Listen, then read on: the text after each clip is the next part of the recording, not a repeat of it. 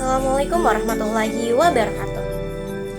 Halo, perkenalkan nama saya Nur Adinda dengan NIM 228213002 dari jurusan Akuntansi Syariah semester 3 kelas A, Fakultas Ekonomi dan Bisnis Islam IAIN Syekh Nurjati Cirebon. Dalam video ini saya akan membahas tentang pemikiran ekonomi Asyatibi.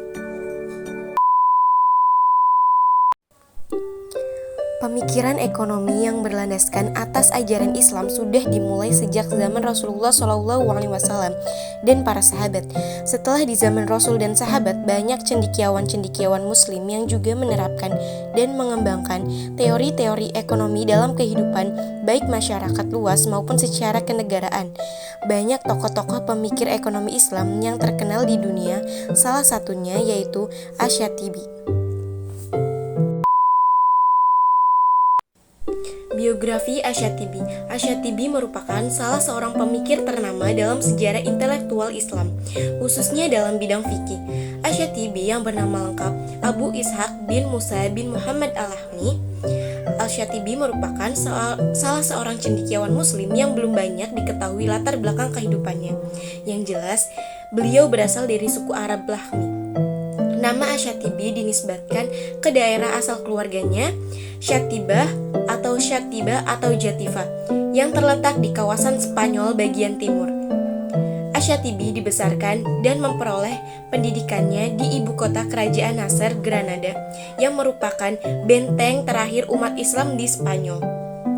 Masa mudanya bertepatan dengan masa pemerintahan Sultan Muhammad V Al-Ghani Billah yang merupakan masa keemasan umat Islam setempat karena Granada menjadi pusat kegiatan ilmiah dengan berdirinya Universitas Granada.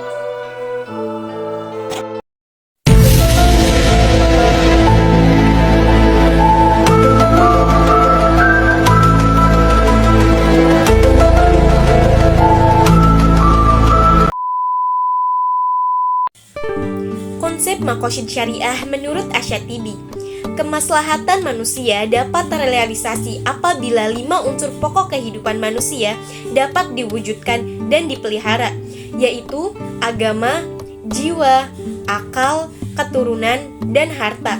Dalam kerangka ini, beliau membagi maqasid menjadi 3 tingkatan, yaitu daruriyat, hajiyat, dan tahsiniyat.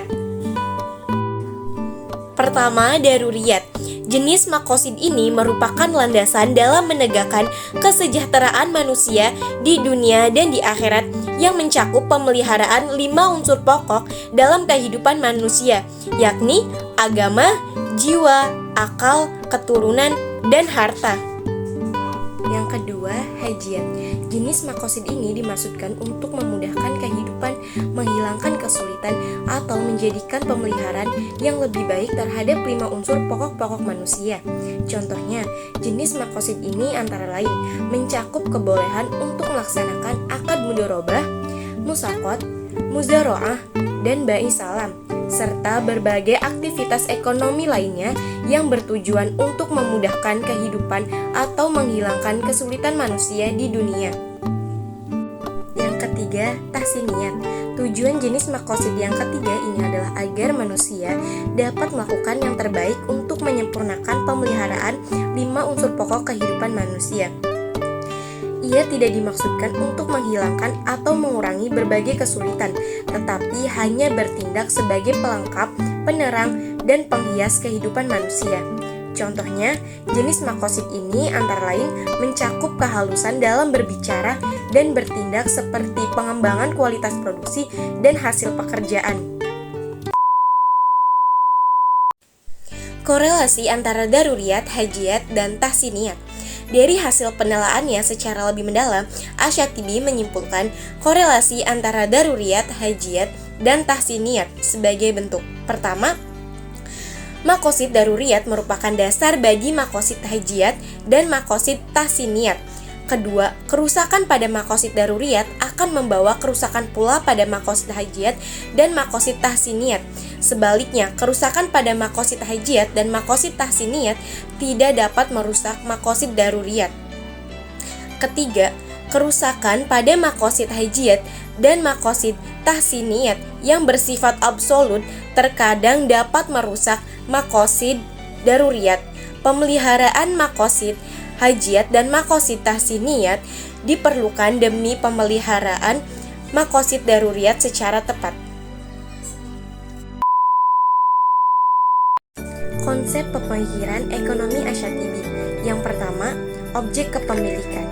Pada dasarnya, Asyatibi mengakui hak milik individu, namun ia menolak kepemilikan individu terhadap setiap sumber daya yang dapat menguasai hajat hidup orang banyak. Beliau menegaskan bahwa air bukanlah objek kepemilikan dan penggunaan tidak bisa dimiliki oleh siapapun. Dalam hal ini, ia membedakan dua macam air, yaitu air yang dapat dijadikan sebagai objek kepemilikan, seperti air sungai, dan air yang dapat dijadikan sebagai objek kepemilikan, seperti air yang dibeli atau termasuk bagian dari sebidang tanah milik individu. Yang kedua, pajak. Dalam pandangan Asyatibi, pemungutan pajak harus dilihat dari sudut pandang masalah kepentingan umum dengan mengutip para pendahulunya seperti Al-Ghazali dan Ibnu Al-Farad. Ia menyatakan bahwa pemeliharaan kepentingan umum secara esensial adalah tanggung jawab masyarakat. Dalam kondisi tidak mampu melaksanakan tanggung jawab ini, masyarakat bisa mengalihkannya kepada Baitul Mal secara menyumbangkan sebagian kekayaan mereka sendiri untuk tujuan tersebut. Oleh karena itu, pemerintah dapat mengenakan pajak-pajak baru terhadap rakyat-rakyatnya sekalipun pajak tersebut belum pernah dikenal dalam sejarah Islam. Yang ketiga, wawasan Syatibi tentang ekonomi modern.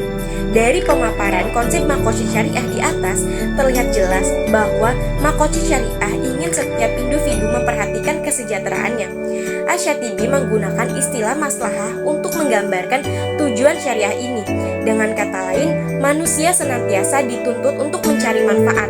Kegiatan ekonomi produksi, konsumsi, dan pertukaran yang mencakup manfaat menurut makosid syariah harus diikuti sebagai suatu kewajiban agama untuk memperoleh kebaikan di dunia dan di akhirat.